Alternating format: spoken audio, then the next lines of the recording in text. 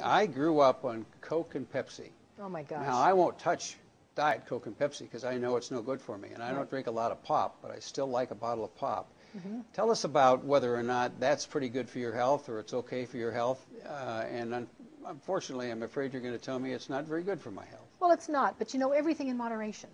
I'm not here to say don't drink a Coke or a Pepsi or that type of a soft drink. If you have to have one a day, it's not going to kill you.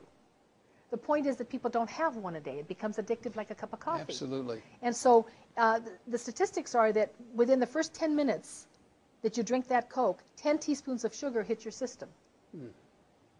Okay, that's why we get that rapid high. That's why people drink Coke or those type of drinks, right? All right, within 20 minutes, your blood sugar spikes and your liver responds. So the minute we kick that liver into motion, then it bursts insulin. So can you imagine if you are syndrome X, hypoglycemic, or diabetic, what it's going to do to you? The liver's screaming. It's bursting with insulin coming out. Then within 40 minutes, the caffeine absorption is totally complete. And so your pupils are dilated the same way as if you had taken some kind of an amphetamine. Your blood pressure rises, your pupils are dilated, and your liver dumps more sugar into the bloodstream to try to overcome that. Okay? Then within 45 minutes, your body increases dopamine production. And the dopamine production stimulates the pleasure centers of your brain, so people feel good, right? They get that natural high. But it's a physically identical response in the body to heroin.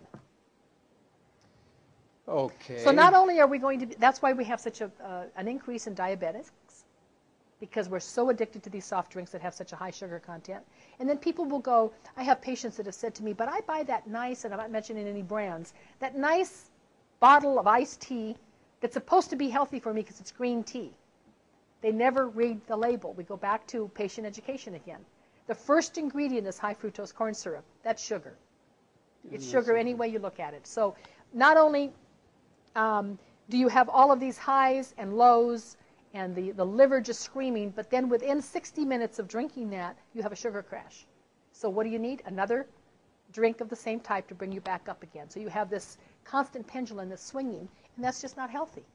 Not to mention the fact that you can become diabetic.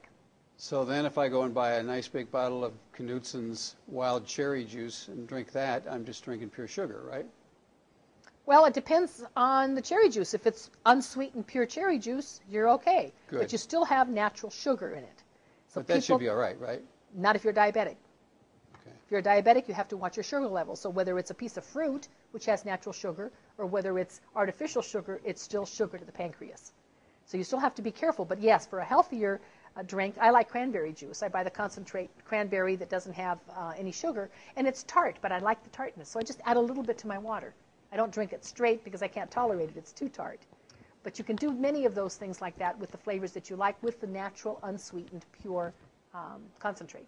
And great alternatives to Absolutely. a Coke or Pepsi or other kind of cola or soda drink. Or make a lemonade or an iced tea that's healthy and use a natural sweetener. Great idea.